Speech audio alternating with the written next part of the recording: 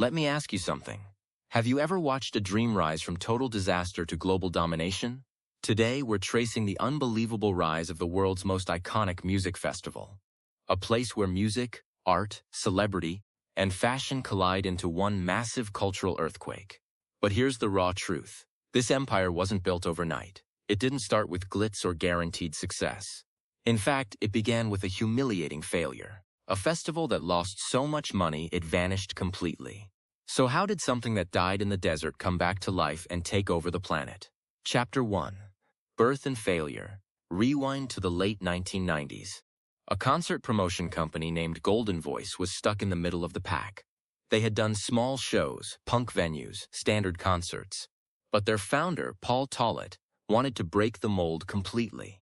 While every other promoter booked stadiums and city parks, Tollett stared at a map and pointed to the worst possible location. The scorching Colorado desert in Indio, California. Why would anyone drive hours into 100-degree heat for music? But here was the hidden spark. In 1993, the band Pearl Jam had a bitter fight with Ticketmaster. Instead of playing normal venues, they held a one-off show on the same polo fields. Thousands showed up. That moment planted a seed in Tollett's mind. People will travel if you build something unforgettable. He held on to that idea for 6 years. Then October 1999 arrived. The first Coachella Valley Music and Arts Festival launched with headliners like Beck, Rage Against the Machine, and Tool. The stages went up under the blistering sun. The crowd came curious, excited, hungry for something fresh. For 2 days, it felt magical. Music echoing off mountains, art installations swaying in the heat, a sense of total freedom. But magic doesn't pay the bills. Failure isn't the end, it's the first real lesson. The brutal reality was this. Golden Voice lost hundreds of thousands of dollars. Ticket sales barely covered the stage rentals. The desert location meant enormous costs for water, security, portable toilets, medical tents. By Monday morning, the company was drowning in red ink. Imagine pouring your soul into something, watching it shine for a weekend, then waking up bankrupt. Most people would walk away forever. And for a moment, they did. The year 2000 came and went with zero festival. Coachella simply stopped existing. But here is what separates survivors from the rest. The dream didn't die. Golden Voice knew deep down that the experience worked. The problem wasn't the vision. It was the execution, the timing, the pricing, the overambitious scale. That tiny ember of belief kept burning in an office nobody visited. Chapter 2. The Comeback. After a full year of silence, most outsiders assumed Coachella was a corpse, a failed experiment, a cautionary tale they would tell in business schools. But inside Golden Voice, something unexpected was happening. Instead of mourning, they were dissecting. They asked themselves a brutal question. Was the idea wrong or just the approach? The answer became their new religion. The idea was powerful. People loved the feeling of escape, the desert energy, the art meets music hybrid. So they decided to try again. But this time they would play it smart. In 2001, Coachella returned as a single-day festival, 1 day only. Reduced risk, controlled costs, a test run instead of a leap of faith. Now put yourself in that moment. A festival that already failed. A desert that had proven brutal. Doubt everywhere. But sometimes courage is just showing up again when nobody believes in you. And slowly, people did show up. Not millions. Not even tens of thousands, but enough. Enough to pay the bills. Enough to keep the oxygen flowing. Survival is the first victory. Growth comes after. That second chance proved something revolutionary. Failure is not a dead end. It is data. Golden Voice didn't repeat the same mistakes. They adapted. They streamlined. They listened. The festival breathed again, quietly, almost invisibly. And from that fragile breath, real growth would eventually come. But at this moment, Coachella was still tiny, still uncertain, still 1 bad year away from disappearing forever. The world only remembers the triumph, never the terrifying second act where everything could still collapse. From 2002 onward, Coachella returned as a 2-day festival. Not the insane 3-day gamble of 1999. Not the 1-day safety net. A balanced, sustainable model. Golden Voice had finally learned that chasing hype destroys you. Instead, they focused on building an experience worth traveling for. More artists started signing on. The word began to spread not through ads, but through genuine fan stories. You have to go to this thing in the desert. It's different. And what made it different? It wasn't just the music. While other festivals were parking lots with stages, Coachella was becoming a living art gallery.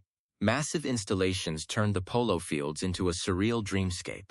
By 2005, something shifted. Coachella had a reputation now. Not global fame, but a respected name. Fans planned their spring around the lineup announcement. The desert pilgrimage became a ritual. Success was still quiet. No headlines. No viral moments. Just year after year of small improvements, better logistics, smarter bookings. Big success is built in silence through tiny daily wins. Chapter 3. The breakthrough. After half a decade of steady, unglamorous growth, Coachella was ready to detonate. The turning point came when Golden Voice started booking superstars that commanded global attention. Not just good bands, legends. In 2007, Prince delivered a legendary set that people still talk about almost 20 years later. Radiohead, Björk, and Rage Against the Machine returned. Suddenly, Coachella wasn't a cool secret. It was a global stage. Music fans from London to Tokyo started watching. The question changed from what is Coachella to how do I get tickets? Then came 2012, and one of the smartest business decisions in festival history. Demand had grown so insane that tickets sold out in hours. Thousands of fans were locked out, furious. Most promoters would simply raise prices or add capacity. But Golden Voice did something radically different. They introduced 2 identical weekends. Same lineup, same art, same magic. Just back-to-back weekends. Think about the genius. They didn't dilute the experience. They doubled the opportunity. More people could attend without ruining the vibe. Artists played 2 weekends. Logistics became a monster, but they pulled it off. And the result was unstoppable momentum. Now social media poured gasoline on the fire. Instagram, Twitter, YouTube. Every photo from the desert spread like wildfire. Celebrities started showing up in droves. Leonardo DiCaprio, Rihanna, Kanye West. They weren't performing, they were attending. That created a feedback loop. The famous came because it was cool, which made it cooler, which brought more famous people. When demand outruns supply, expand smartly or lose everything. By 2012, Coachella had transformed from a music festival into a global phenomenon. Tickets sold out in minutes. The lineup announcement became a worldwide news event. And the desert that once symbolized failure now represented the pinnacle of cultural relevance. But here is where the story gets even stranger. Coachella stopped being about music. Or rather, music became just one ingredient in a much bigger recipe. By the mid-2010s, a new type of attendee emerged. They weren't obsessed with the set times. They were obsessed with the photo opportunities. Fashion bloggers, influencers, models, and celebrities turned the polo fields into an open-air runway. The festival became a visual identity. A place to be seen, not just to listen. And brands noticed. Sponsorships exploded. Pop-up shops appeared. Coachella became a lifestyle brand. With that shift came criticism. Purists argued the soul had been replaced by selfies. But change is how things survive. Coachella evolved into a cultural movement. And movements are more powerful than events. Chapter 4. Global Icon and Final Lessons. Today, Coachella is more than a festival. It is a global ritual. When the lineup drops every January, the internet stops. When Beyoncé performed in 2018 as the first black woman to headline, it became a cultural coronation. When Billie Eilish, Harry Styles, and Bad Bunny took the stage, millions watched from every continent via YouTube live streams. But here is the part nobody remembers. The empty years. The crushing failure of 1999. The silent year of 2000. The terrifying comeback in 2001. The slow, invisible grind from 2002 to 2006. The world only sees the mountaintop, never the blood on the rocks below. You don't need a big start. You just need a refusal to quit. Let this story sink into your bones. Failure is not the opposite of success. It is the raw material. Growth takes time, and consistency crushes speed. Smart decisions matter more than hard work alone. And building something unique creates a fortress no competitor can copy. Coachella didn't win because they had the most money or the best luck. They won because they refused to let a disaster define them. They learned, adapted, and kept showing up, year after year, weekend after weekend. So here is my question for you. What dream have you buried because it failed once? And what would happen if you gave it one more try? Smarter, smaller, stronger. If this story moved you even a little, hit that like button right now. Subscribe to Winds of Thought for more deep stories about success, failure, and everything in between. Share this video with someone who needs to hear that their comeback is still possible, because sometimes one story, at exactly the right moment, changes everything.